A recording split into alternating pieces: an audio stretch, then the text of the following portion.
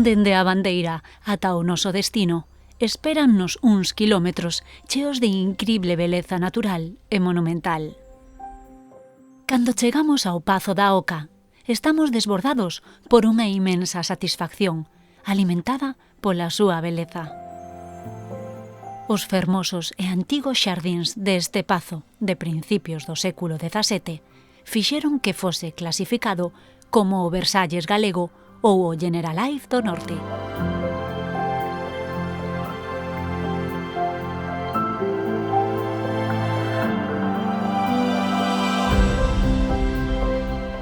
O noso camiño entra en terras de Vedra pola ponte de Ulla, na provincia da Coruña.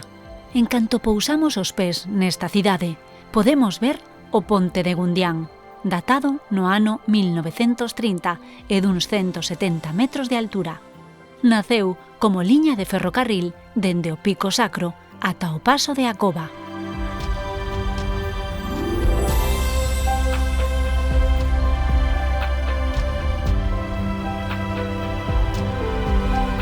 No concello de Boqueixón collemos un desvío que nos leva ao Pico Sacro, cuxa altitude é superior aos 500 metros. A razón de ser un pico illado converteuno nun referente para os peregrinos que percorren a Vía da Prata. Por algo, o seu cumio é o primeiro lugar dende onde se divisan as torres da Catedral de Santiago de Compostela, e eran moitos os que decidían subila. Hai evidencias dunha ocupación dende o século X, cando o bispo Sisnando ordenou a construcción da capela e do mosteiro de San Sebastián na súa parte superior. A piques de rematar esta aventura, deixando atrás Rubial e Deseiro de Arriba, pisamos con moita ilusión o lugar da Susana, no concello de Santiago.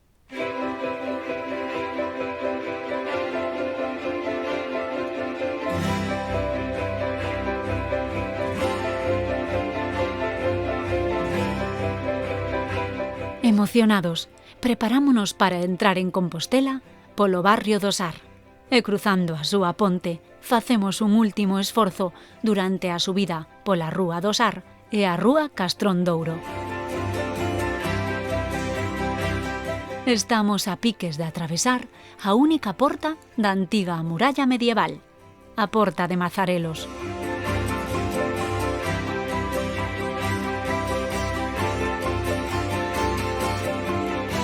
O Arco de Mazarelos é unha das antigas portas de entrada a Compostela na Idade Media, cando aínda era unha cidade amurallada.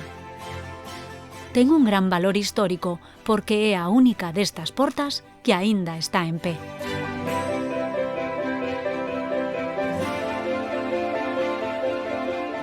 A ansiedade que nos invade por chegar ao lugar santo obríganos a acelerar un pouco o paso. Deste xeito, atravesamos a Praza da Universidade, a Rúa da Calderería, unha das prazas máis fermosas da Catedral, a das Praterías,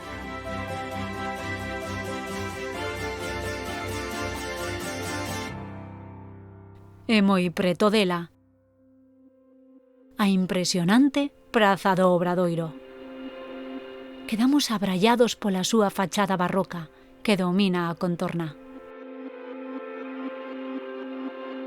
A parte máis antiga da Catedral de Santiago ten máis de 1000 anos, pero as súas orixes veñen de moito tempo atrás. No ano 44 despois de Cristo, Santiago o Maior é executado en Palestina. Os seus seguidores deciden enterrar o corpo lonxe de alí, concretamente nun monte máxico chamado Libredón. A súa tumba foi esquecida, ata que unha noite, fai 1200 anos, foi descuberta. Cando se deron conta de que os restos que ali atoparon eran as reliquias dun apóstol de Cristo, construíuse unha igrexa. Pero toda a igrexa quedaba pequena para acoller aos peregrinos que chegaban informados do milagre, polo que había que construír unha máis grande. Así, ata que no ano 1075 comezan a construir a catedral que hoxe coñecemos.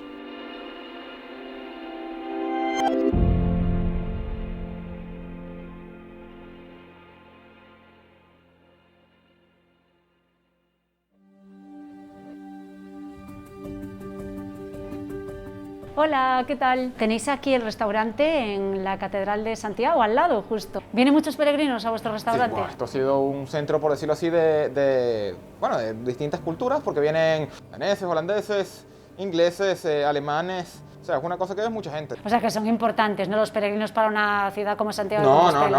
ahorita, por favor, sí, o sea, mucha de la hostelería o de regiones aquí, bueno, comercio en general no estaría, o Santiago mismamente no estaría aquí si no fuera por mucho de esto, o sea, el bruto o el porcentaje grande de ingresos que viene es por los peregrinos. ¿Crees que los peregrinos dejan riqueza en las ciudades por donde pasan? Depende, porque hay muchos que van justicos, obviamente, y no se piden una empanada, que siempre es algo más económico, que es muy sabroso además. Sea muy bueno porque, oye, es un pueblo pequeño y mueve la economía de un pueblo pequeño en una buena temporada y todos pueden obtener.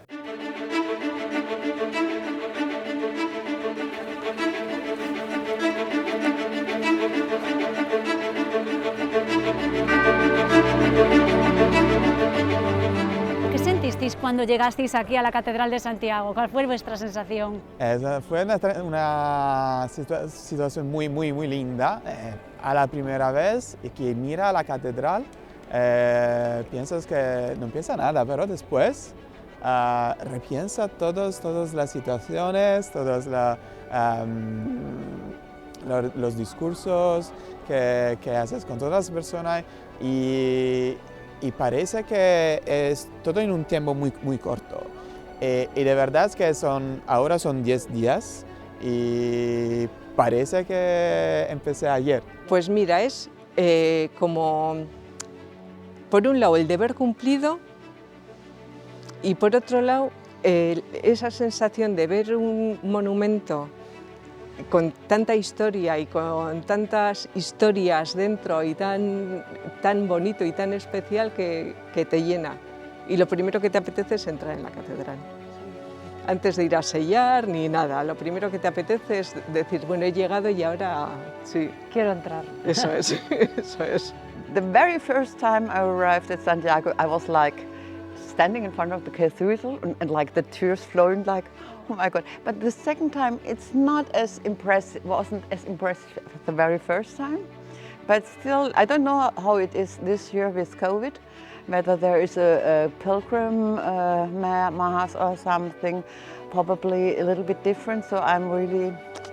But then that's also something really nice when you arrive in Santiago and you go to the pilgrim mass. It's really... and getting there and like having real food and meet the people you have met on the Camino.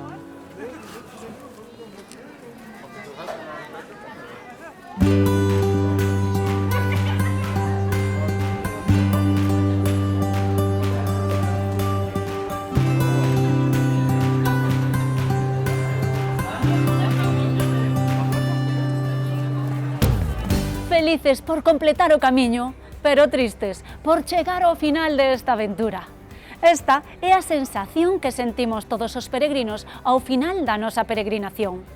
Concluímos esta viaxe pola Vía da Prata, aquí, fronte á Catedral de Santiago, unha catedral milenaria. Por estas pedras que agora pisamos, pasaron mulleres e homes de todas as partes do mundo durante séculos. E agora nós tamén formamos parte desta historia. Amigas e amigos, ata pronto.